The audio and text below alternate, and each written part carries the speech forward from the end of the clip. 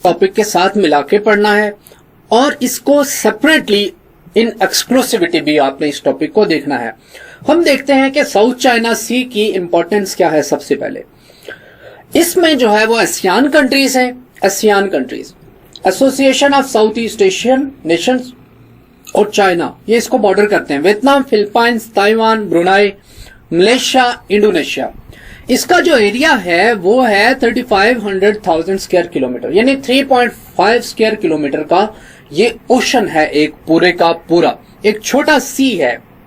ये Pacific ocean में वाक़ है। इसमें ऑयल और गैस के रिजर्व्स हैं underneath the ocean. 1/3 almost 41,000 ships of global shipping यहां से पास होती हैं हर जो है साल। इसकी इंपॉर्टेंस जो है वो इसको आपको इससे समझ आएगी। ये बेसिकली एक सेमाई इनक्लोज्ड एरिया है। सेमाई इनक्लोज्ड का मतलब यह है कि ये कंट्रीज के दरमियान जो है वो इनक्लोज्ड रीजन है। It possesses large number of islands. इसमें बहुत सारे जजायर हैं जिनकी स्ट्रेटेजिक, लीगल, पॉलिटिकल और फाइनेंशियल इंपॉर्टेंस है इस रीजन के कंट्रीज के दरमियान और इंटरनेशनल पावर्स के लिए। आइलैंड बहुत ज्यादा इंपॉर्टेंट होता है क्योंकि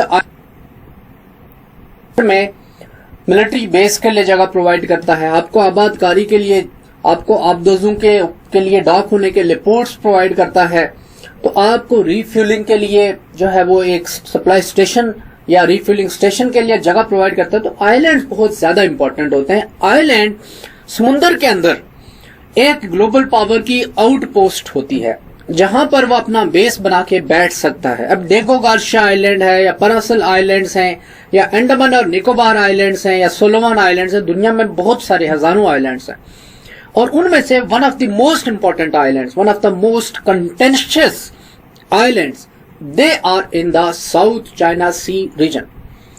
ये इसमें जो है वो सिग्निफिकेंट सी लेन्स हैं, इसमें सिग्निफिकेंट बहुत सारे इंपॉर्टेंट सी लेन्स हैं। While as high as 80% of total oil imported by Taiwan, Japan और साउथ कोरिया जो है वो इस रीजन में से गुजरता है। अब 80% ऑयल, तो ताइवान की सिक्योरिटी, एनर्जी सिक्योरिटी इस रीजन के ऊपर, जापान इस रीजन के ऊपर और साउथ कोरिया, ताइवान, जापान और साउथ कोरिया और जापान पैसिफिक एशिया के या पैसिफिक रीजन के मोस्ट इंपॉर्टेंट कंट्रीज हैं, बहुत बड़ी इकोनॉमीज हैं ये। तो इनकी सिक्योरिटी डायरेक्टली इस रीजन के ऊपर डिपेंड करती है। अब आपने देखना है कि व्हाट इज साउथ चाइना सी। यहां पे आपको ये वियतनाम नजर आ रहा है, ये वियतनाम है, ऊपर जो है वो ये चाइना है, आपको ये हाइनान का एरिया नजर आ रहा है, ये इस तरफ जो है वो फिलीपाइन है और यहाँ पे ब्रुनाई है, मलेशिया है, नीचे इंडोनेशिया है, यहाँ पे मलेशिया है, यहाँ पे ये जो है वो मलाक्का स्ट्रेट आपको नजर आ रही है। अब आपने ये देखें कि ये जो इसके दरमियान ये जो रीजन है, ये जहां पे मैं देखिए चाइनीज क्लेम क्या है और बाकी कंट्रीज के क्या क्लेम है। चाइनाज क्लेम टेरिटोरियल वाटर, जहां पर ये आपको रेड डैश लाइन नजर आ रही है, ये रेड डैश लाइन यहां पे नजर आ रही है, ये चाइना का, यानी आपको नजर आ रहा है कहता है कि मेरा है। जो यूएन का कन्वेंशन है, UN convention on law of seas, वो कहता है कि 200 नॉटिकल माइल का एक्सक्लूसिव इकोनॉमिक जोन हर कंट्री के पास है।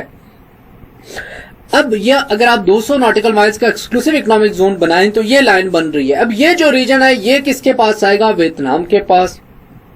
ये रीजन किसके पास आएगा? मलेशिया के पास। ये जो एरिया है ये इंडोनेशिया के पास आएगा। ये जो रीजन है वो मलेशिया के पास, ये ब्रुनाई के पास, और ये बनेगा किसका? फिलीपाइन का एक्सक्लूसिव इकोनॉमिक जोन। तो डिस्प्यूटेड आइलैंड्स आपको इसमें बहुत सारे नजर आ रहे हैं। कुछ आइलैंड्स की हम बात करेंगे, मसलन डिस्प्यूटेड आइलैंड्स, ये आपको नजर आ रहा है कि आइलैंड्स के लिए इसने डॉट्स इस्तेमाल किए हैं। ये बहुत सारे आइलैंड्स का क्लस्टर है जिनको स्प्रेटले कहा जाता है। ऊपर ये आइलैंड्स हैं जिनको पैरासल आइलैंड्स कहा जाता है। ये एक शुआल है, स्कारबोरो शुआल कहा जाता है इसको।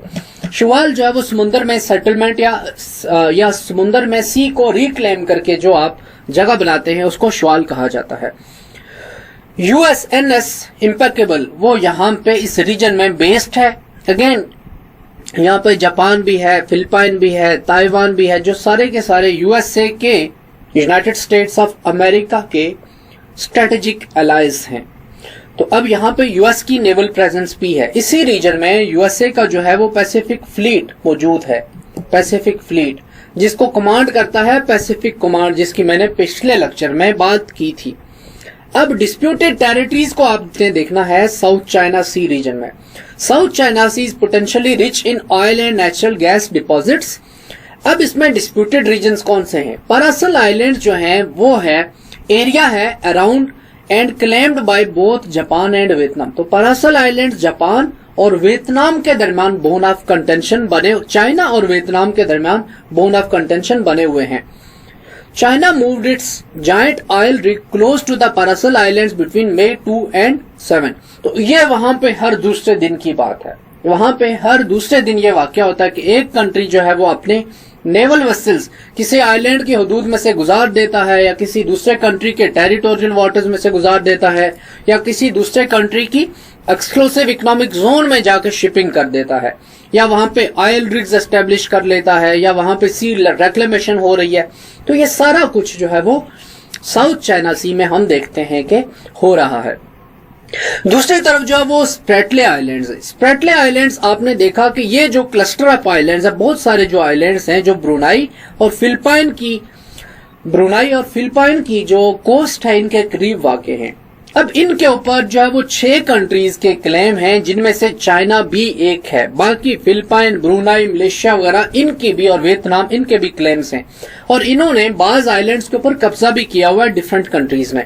अब देखें, Spratly islands are a disputed group of more than 750 reefs, islands, atolls, cays and islands. तो इसमें 750 से ज्यादा जो है वो एंटिटीज है।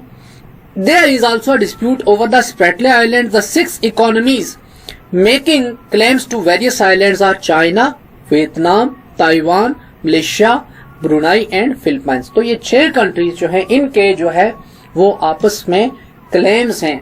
एक कहता है कि ये सारे के सारे मेरे हैं, दूसरा कहता है मेरे हैं, तीसरा कहता है मेरे हैं। चाइना क्या कहता है? चाइना कहता है कि भाई साउथ चाइना सी तुम में से किसी का भी नहीं है, साउथ चाइना सी जो है वो सिर्फ मेरा है। तो चाइना का जो क्लेम है वो सबसे ज्यादा प्रॉब्लमेटिक है।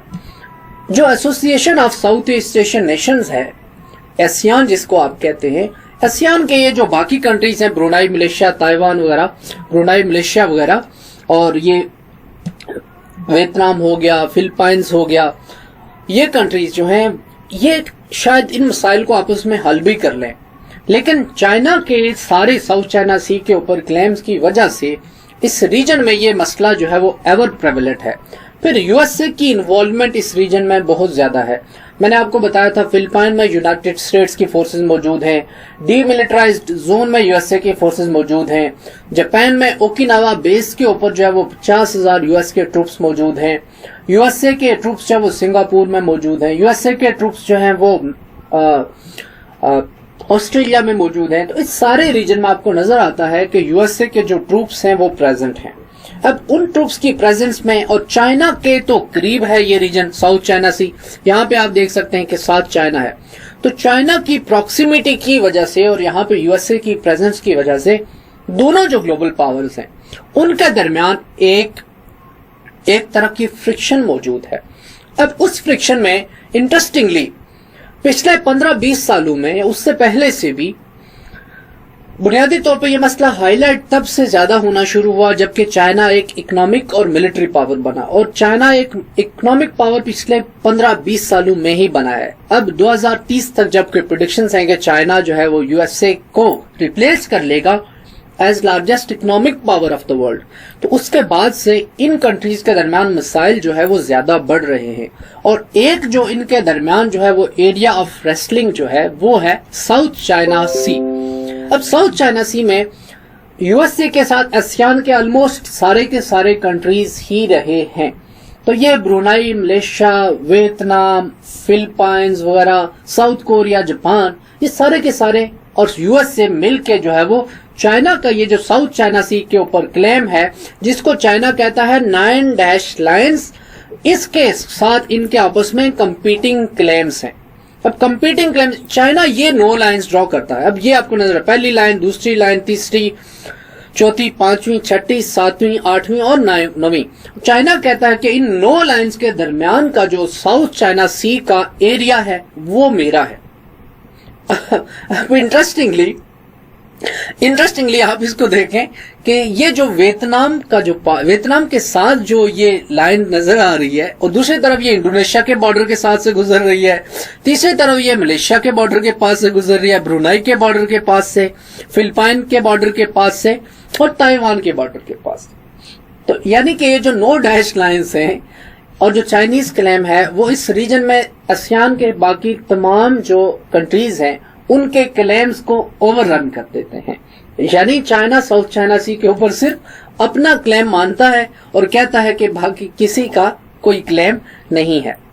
अब चाइना के claim territorial water in 9 dash lines है, इनके दरमियान का जो एरिया है उसको चाइना क्लेम करता है। चाइना क्यों क्लेम करता है? क्या चाइना पागल है? ऐसा नहीं है।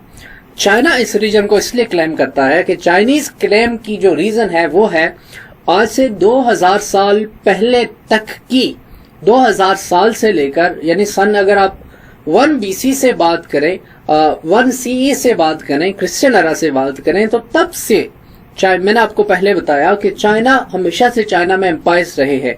चाइनीज सिविलाइजेशन हर वक्त में एक एडवांस सिविलाइजेशन रही है अपने दौर के तकाजों के तहत। उस वक्त में चाइनीज जो है वो यहाँ पर इस रीजन में नेविगेट करते रहे हैं। तो चाइनीज की जो कस्टमरी प्रैक्टिस है, जो लॉ ऑफ सीज से मुतालिक, जो कि इंटरनेशनल लॉ का एक टॉपिक है, उसमें साउथ चाइना सी तकरीबन सारे का सारा ही वहां पर चाइनीज जो है वो वोएजेस करते रहे हैं।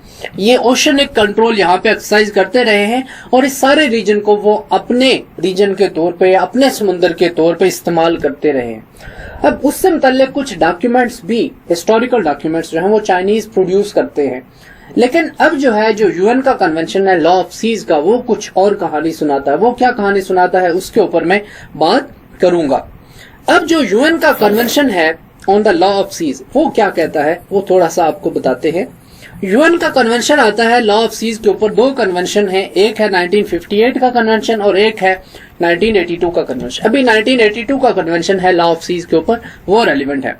अब उसमें जो है वो हर कंट्री, हर जो कोस्टल स्टेट है उसकी कोस्टल जो बेल्ट है वहां से 12 नॉटिकल माइल्स तक समुंदर के अंदर का जो एरिया है वो 12 नॉटिकल माइल्स, वो चाइना का इतना सारा शायद बन जाएगा।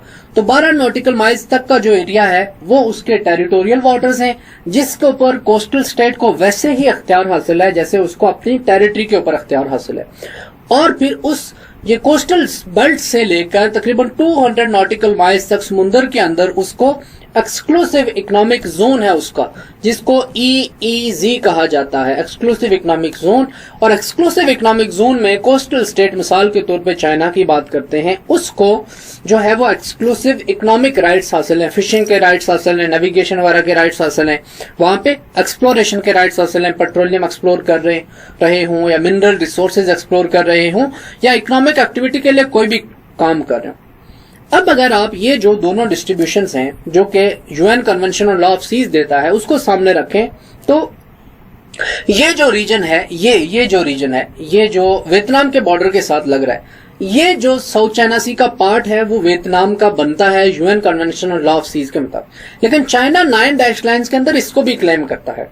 अब यूएन कन्वेंशन के अंडर जो है वो मलेशिया का ये पार्ट बनता है और ये भी पार्ट मलेशिया का बनता है। लेकिन चाइना क्या कहता है? चाइना ये कहता है कि ये भी मेरे हैं। तो बुनियादी तौर पे आपको नजर आ रहा है कि यूएन कन्वेंशन और लॉ ऑफ सीज के अंदर मलेशिया, ब्रुनाई, फिलिपाइन, ये आपको उन कंट्रीज के क्लेम्स की जो है वो लाइन नजर आ रही है। इन कंट्रीज के जो क्लेम्स हैं वो इंटरनेशनल लॉ के मुताबिक हैं और चाइना का जो क्लेम है वो इंटरनेशनल लॉ की वायलेशन में है। अब इनके कंपीटिंग क्लेम्स की वजह से साउथ चाइना सी में इन कंट्रीज के दरमियान जो है वो एक राइवलरी, हॉस्टिलिटी और एक फ्रिक्शन का माहौल जो है वो पैदा हो चुका है, जिसकी वजह से इस रीजन में ये कंट्रीज आपस में compete कर रहे हैं। रीजन की स्ट्रेटेजिक इंपॉर्टेंस है, मैं आपको पहले बता चुका हूं कि ये जो है वो ऑयल और गैस के रिजर्व से के हिसाब से साउथ चाइना सी एक रिच रीजन है। मिसाल के तौर पे हम देखते हैं यहाँ पे, ये आपको चाइना के पास का जो बेल्ट है, यहाँ पर आपको प्रूव्ड और probable reserves in million barrels of oil में आपको रिजर्व नजर आ रहे हैं। 2500 से 10,000 मिलियन बैरल्स ऑफ ऑयल तक। कौन से रीजन में? मलेशिया के पास साउथ चाइना सी का ये जो रीजन है, यहाँ पे सिंगापुर के आगे मलेशिया के हुदूद में आता है, यहाँ पर ये मलेशिया की हुदूद में आता है, ये जो है वियतनाम के पास आ रहा है। तो ये 3-4 रीजन ऐसे हैं जहां पर millions of barrels of oil है। 1000 से 2500 मिलियन बैरल्स ऑफ ऑयल कौन से रीजन में? ये चाइना के पास, ये जो साउथ चाइना सी का हिस्सा है यहाँ पे है, और यहाँ पे वियतनाम की टेरिटोरियल वाटर्स में जो हिस्सा आ रहा है, एक्सक्लूसिव इकोनॉमिक जोन में वहां पे है, और मलेशिया की समुद्री हुदूद में ये जो एरिया है, और टू सम एक्सटेंट जो ब्रुनाई के पास ये एरिया है, जिसके पास फिलिपाइन भी जिसके साथ लगता है। तो बुनियादी तौर पर यह आपको रीजन नजर आ रहा है कि साउथ चाइना सी के अंदर प्रूव्ड और प्रोबेबल ऑयल और गैस के रिजर्व्स हैं, जिसकी वजह से इन रिजर्व्स के ऊपर ये कंट्रीज जो है वो अपने हुकूक जमा रहे हैं। फिर हम देखते हैं कि ये साउथ चाइना सी ये ट्रेड रूट्स का रास्ता है। ट्रेड रूट्स का रास्ता कैसे है? यहाँ पे जो है वो मलाक्का स्ट्रेट है, जहां से क्या होता है, जहां से तमाम इस रीजन की तमाम इंपॉर्टेंट ऑयल ट्रेड होती है, और शिपिंग के रूट्स जो है वो सारे मलाक्का स्ट्रेट में से गुजरते हैं। सुंडा स्ट्रेट भी इसी रीजन में है, जो कि इंडोनेशिया के पास है। तो मलाक्का स्ट्रेट, सुंडा स्ट्रेट, इस तरह के जो स्ट्रेट्स हैं वो यहाँ से जो गुजरती हैं, उसकी वजह से इस रीजन में तमाम ऑयल और ट्रेड की शिपिंग होती है, और मार्केट्स, गुड्स का जाना, उनका इनफ्लो, उनका आउटफ्लो, इन कंट्रीज की तमाम energy supply, oil supply, gas supply, goods की सप्लाई, गुड्स का इनफ्लो, गुड्स का आउटफ्लो, वो सारे का सारा इस रीजन में से साउथ चाइना सी के अंदर से शिपिंग के ऊपर डिपेंड करता है, जिसकी वजह से सी लेन्स ऑफ कम्युनिकेशन जो है वो बहुत इंपॉर्टेंट बन जाती हैं। तो सी लेन्स ऑफ कम्युनिकेशन की प्रोटेक्शन के हिसाब से भी जो साउथ चाइना सी है वो one of the most important regions in the world है। ऑयल ट्रेड के हिसाब से हम इस रीजन को देखते हैं। ऑयल ट्रेड के हिसाब से जो है ये रीजन जो है, इसमें मेजर क्रूड ऑयल की ट्रेड फ्लो होती है इन साउथ चाइना सी में। ये 2011 के आपको फिगर्स नजर आ रहे हैं, मिलियन बैरल्स ऑफ ऑयल। साल के तौर पे इस पार्ट में से 11 million barrels of oil per day flow होती हैं। 5.4 जो है वो ताइवान को जा रहे हैं, 2.4 साउथ कोरिया को, 3.2 जो है वो जापान को जा रहे हैं, जो है वो थाईलैंड को भी। तो आपको बुनियादी तौर पे नजर आ रहा है पर्शियन गल्फ में से जो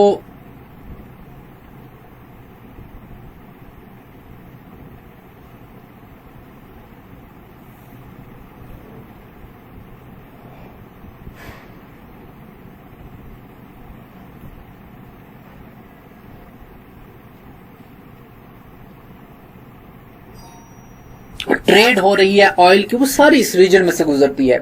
यहाँ पे आपको मलाक्का स्ट्रेट नजर आ रही है। तो ऑयल ट्रेड की वजह से भी ये रीजन बहुत इंपॉर्टेंट है। फिर हम देखते हैं कि एलएनजी की ट्रेड भी आपको इस रीजन में इस तरह से फ्लोज नजर आ रहा है। डिफरेंट कंट्रीज को यहाँ से आपको ब्रांच आउट होती हुई सप्लाईज नजर आ रही हैं।